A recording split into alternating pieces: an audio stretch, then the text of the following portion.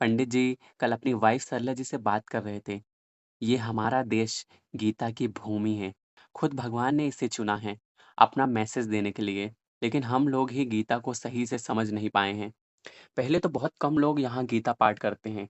दूसरा ये कि गीता पाठ को लेकर एक गलत फहमी फैला दी गई है कि इससे अंत समय में मतलब जब लगने लगे कि अब नहीं बचेंगे तब जाकर लोग गीता पढ़ना शुरू करते हैं। पंडित जी इसी डाउट को दूर करना चाहते हैं और अपनी तरफ से जितनी हो सके उतनी कोशिश भी कर रहे हैं।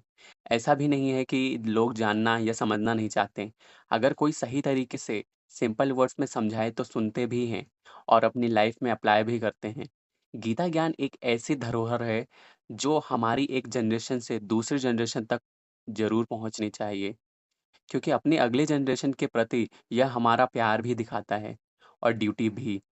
उनकी ज़िंदगियों को बेहतर बनाना हमारा अल्टीमेट गोल होना चाहिए। जब पंडित जी को अपनी जैसी सोच रखने वाला कोई और भी मिल जाता है, तो उनके अंदर एक नया जोश भर जाता है। पिछले 10 सालों में जब से गीता ज्ञान को उन्होंने अपनी लाइफ का सबसे ज़रूरी हिस्सा बना लिया है, तब से वे खुद भी महसूस करने लगे हैं कि उनका शरीर बेशक बूढ़ा हो रहा है, लेकिन मन फूल जैसा हल्का हो गया है। उन्हें अपने काम करने में थकान नहीं लगती, क्योंकि पहले उनकी आधी एनर्जी तो बेकार की बातें सोचने में ही चली जाती थी।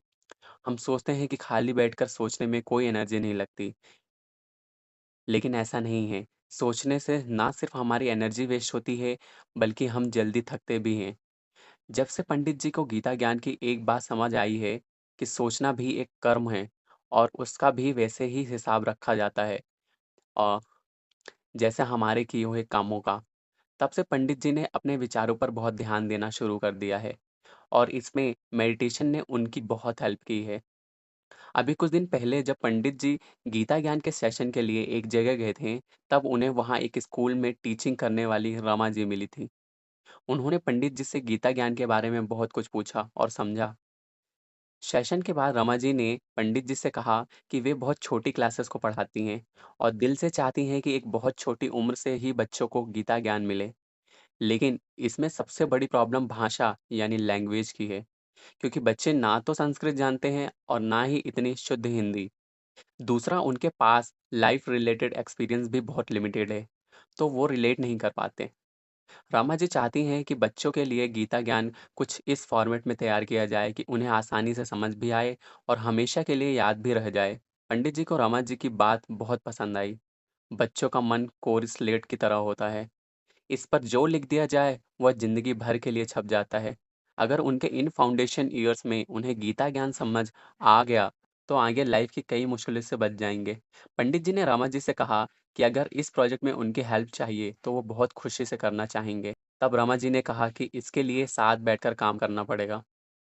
उनके स्कूल में एक दो टीचर और थे जो इस काम को करना चाहते थे और वे सब भी पंडित जी से मिलकर बहुत खुश होंगे। रमा जी की बात सुनकर पंडित जी ने आने वाले संडे में उन्हें और उनके ज़रिए उनके कलीग्स को अपने घर पर इनवाइट कर लिया, ताकि आराम से बैठकर पहले इस प्रोजेक्ट को समझे और फिर जितनी जल्दी हो सके इस पर काम शुरू करें। घर पहुंचकर जब पंडित जी ने सरला जी को रामा जी के बारे में और उनकी सोच के बारे में बताया, तो वो बहुत खुश हुई।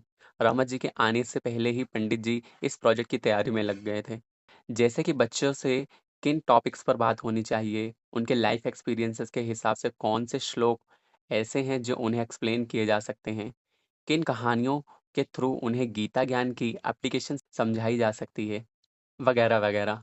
पंडित जी को यूं काम पर जुटे देखकर सरला जी को ऐसा लग रहा था जैसे कोई छोटा बच्चा एग्जाम की तैयारी कर रहा हो। संडे के दिन रमा जी और उनके दो कलीग चेतन और प्रकाश भी पंडित जी के घर आ गए थे।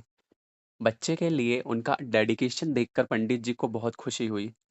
चाय वगैरह के बाद सबने काम को लेकर डिस्कशन शुरू कर दिया। रमा जी का सेशन था कि बच्चों के लिए जो स्कूल का छोटा सा न्यूज़पेपर हर मंथ प्रिंट होता है, उसमें गीता ज्ञान नाम से एक रेगुलर कॉलम जोड़कर बहुत इंटरेस्टिंग तरीके से स्टोरी के माध्यम से उन तक गीता ज्ञान को पहुंचाना चाहिए। बच्चे क्योंकि स्टोरीज को बहुत इंटरेस्ट के साथ पढ़ते भी हैं और वो उन्हें याद भी रह जाती है। इसलिए जब वो स्टोरीज के मैसेज के रूप में गीता ज्ञान को समझेंगे तो उनके लिए बहुत अच्छा होगा। सब लोगों को रमा जी का ये सजेशन बहुत अच्छा लगा। अब पंडित जी ने अपने पूरे हफ्ते की मेहनत दिखाई और बताया कि कौन-कौन से श्लोक हैं, जो बच्चों को आसानी से समझ भी आ जाएँगे और जिनसे वो रिलेट भी कर पाएँगे। अगर छोटे बच्चों के साथ ये एक्सपेरिमेंट सक्सेसफुल रहा, तो थोड़ा बड़ी क्लासेस के स्टूडेंट के लिए भी इसे तैयार किया जा सकता है। पंडित जी की मेहनत और जज़्बा देखकर रमा जी और उनके दोनों कलीग्स बहुत हैरान थे। उन्होंने पंडित जी को बहुत धन्यवाद दिया कि सिर्फ एक बार कहने पर ही उन्होंने अपना सारा टाइम और एनर्जी इस काम में लगा दिया और बहुत अच्छी रिसर्च के बाद इतना अच्छा गीता ज्ञान का कलेक्शन बच्चों के लिए तैयार कर दिया गया था। रमा जी ने बताया कि चेतन बहुत अच्छे स्टोरीज राइटर हैं और खासकर बच्चों के लिए तो उनकी स्टोरीज बहुत ही मज़ेदार, साथ ही बहुत अच्छे मैसेज वाली भी होती है। और प्रकाश बहुत अच्छे आर्टिस्ट हैं। यह बहुत अच्छे ड्राइंग्स और स्केचेस बनाते हैं।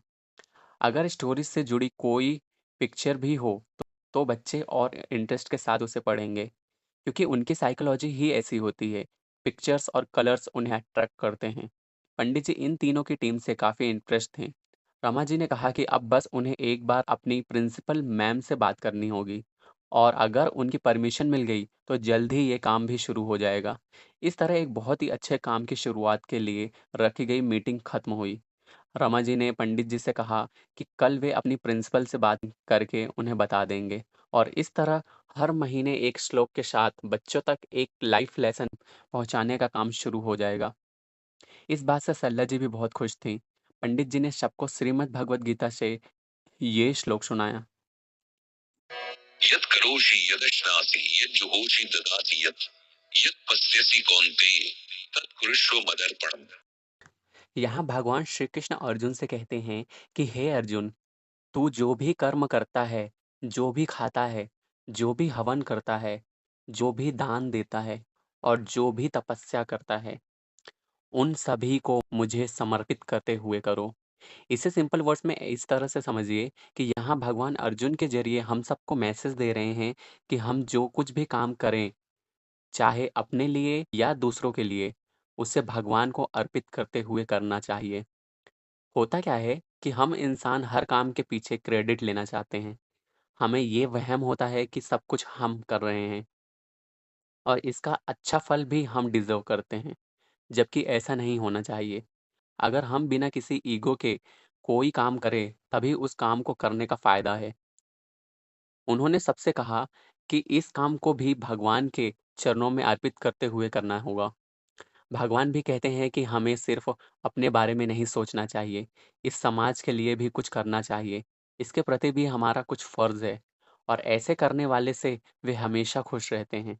पंडित जी ने भगवान श्री कृष्ण को धन्यवाद दिया कि उन्होंने उनके अंदर इतनी समझ भरी कि वे अपनी ड्यूटीज़ को समझ सकें और निभा सकें। और इसी तरह से यह एपिसोड भी यहीं पे समाप्त होता है, जिसे आप सुन रहे थे एसवाई के क्रिएटर के शो पर।